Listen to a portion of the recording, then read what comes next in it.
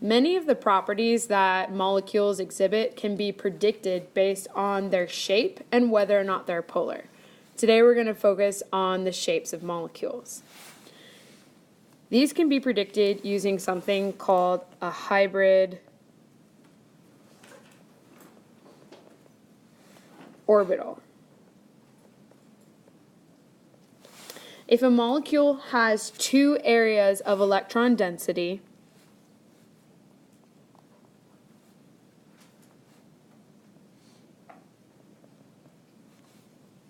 the hybrid orbital is going to look like a p orbital.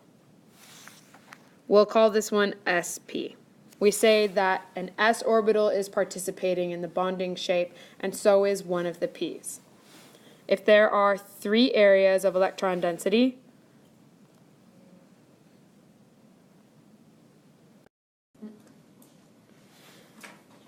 and we call this sp2. If there are four areas of electron density, we call this sp3. When there are 5 electron domains, we say that it has sp3d hybridization using one of those d orbitals that are usually empty to fill with electrons. However, that d participation in the orbitals remains controversial, so it's probably not going to end up on the AP exam, but just in case, this is how you label it with 5 electron domains. With 6 electron domains, a hybridization looks like this, and we would call it sp3d2. I remember how to do the sp, the sp2, sp3, sp3d, sp3d2 by the number of participating orbitals.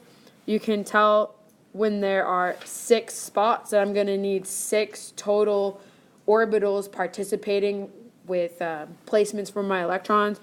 For example, you could see you can have S, 1, 2, 3 P's, and then 2 D's, and that ends up with 6 total participating orbitals inside of the hybrid structure. For predicting molecule shapes, the sp hybridization is the easiest one. It always makes a linear shape. For example, in a molecule like carbon dioxide,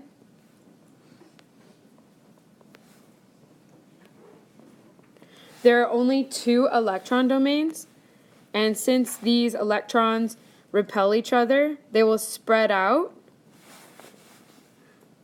at 180 degrees, as far away from each other as possible.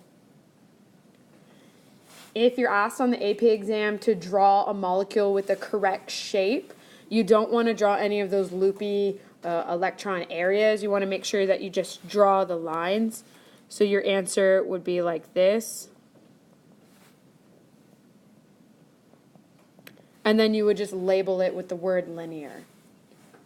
Sometimes they'll ask about bond angles, so it's pretty important to memorize all the bond angles that you see today. Here's 2 examples of molecules that end up having the sp2 hybridization. When you draw the Lewis structure for SO2,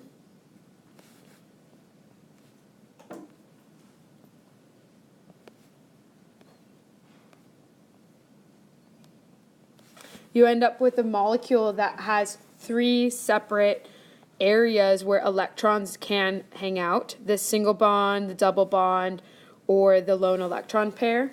Each one of those areas still counts as only 1 electron domain or 1 electron home, so those 3 will spread out evenly at about a 120 degree angle. The same kind of situation exists for this organic molecule.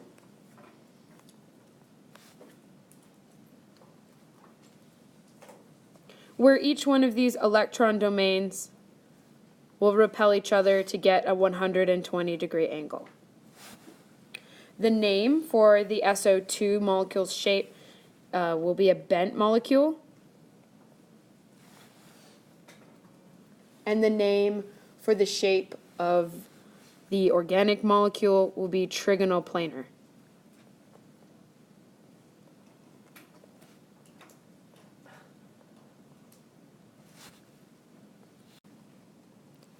Our next examples are for the sp3 hybridization. We have the water molecule,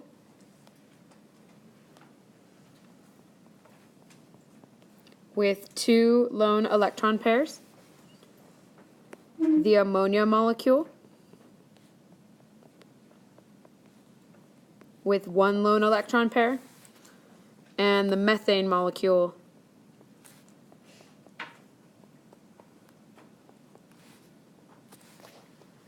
with no lone electron pairs. The water is sent to be in a bent shape, as the atoms in this molecule form a bent shape. Water is special. Its bond angle is actually 104.5 degrees. Other types of bonds for this hybridization have a 109.5 degree angle. The ammonia's molecule kind of looks a little bit like a pyramid with a triangle on the bottom. This is usually called trigonal pyramidal.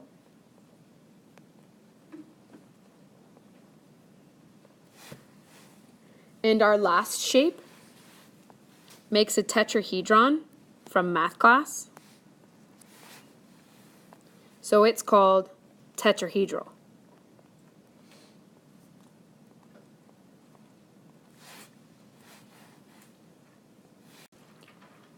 Similarly to the trigonal pyramidal's angle, the tetrahedral will also have an angle of 109.5 degrees. Our next set of examples all have the sp3d hybridization, where they'll have 5 electron domains. The difference between their shapes is how many lone pairs of electrons they will exhibit. The xenon difluoride will end up having 3 pairs of electrons on that shape. We will end up calling this one linear. The Cli3 will have 2 pairs of electrons on the central atom.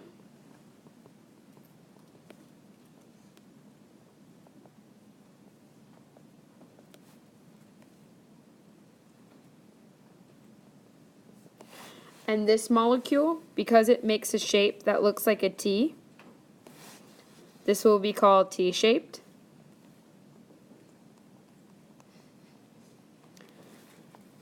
In this example, the angle will be 90 degrees.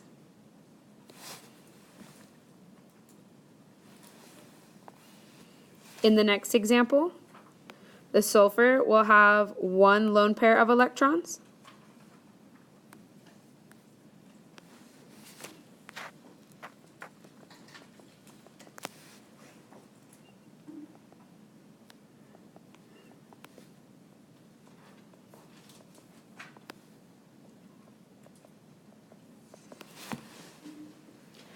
There are 2 different kinds of angles that can happen for the SCl4.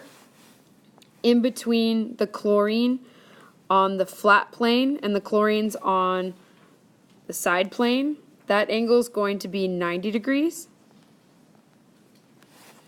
And the chlorines that are in line with the electron pair will have a 120 degree angle. This is much easier to see when you're using models. This shape is called seesaw. When you build this shape in 3D space, you can actually rock the molecule like a seesaw on the playground. Our last shape does not have any extra pairs of electrons.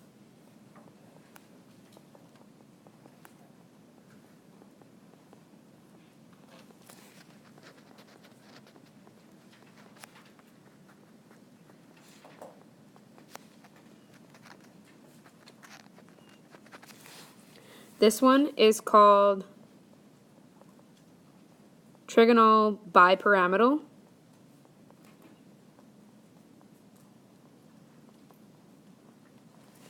Because it has a triangle on the flat plane where each of those atoms is at a 120-degree angle. And then it forms two pyramids with the top and bottom fluorine.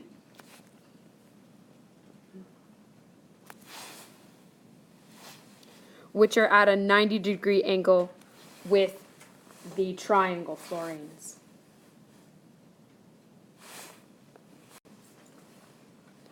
Our last page of shapes to know branch off of the sp3d2 hybridization. Xenon tetrafluoride has the 6 electron domains of the sp3d2 hybridization. Those 6 electron domains push all of the areas of the electrons into spaces that all have a 90-degree angle. So each of the fluorines will have a 90-degree angle to each other, and the electron domains will have a 90-degree angle with that flat plane of fluorines. Since they're all flat at 90-degree angles, we consider this a square planar molecule.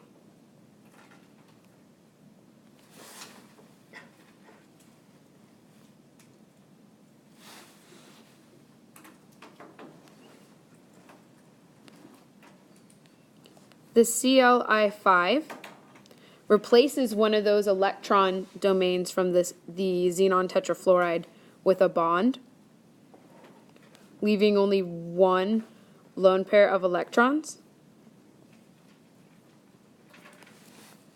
Each of these bonds is still at the 90-degree angles.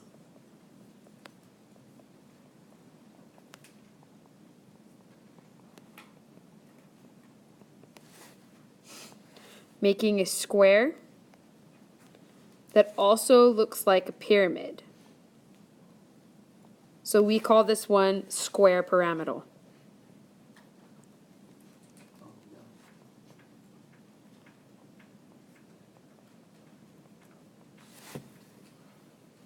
The last example, SF6,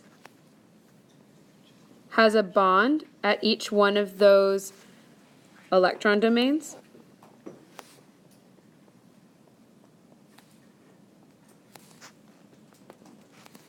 All of these fluorines maintain a 90-degree angle to one another.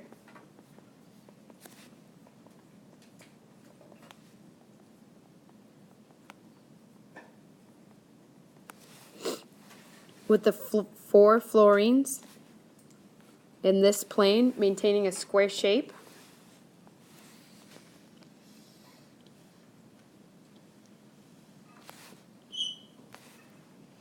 If you connect all of the fluorines together, they make an octahedron, so we call this shape octahedral.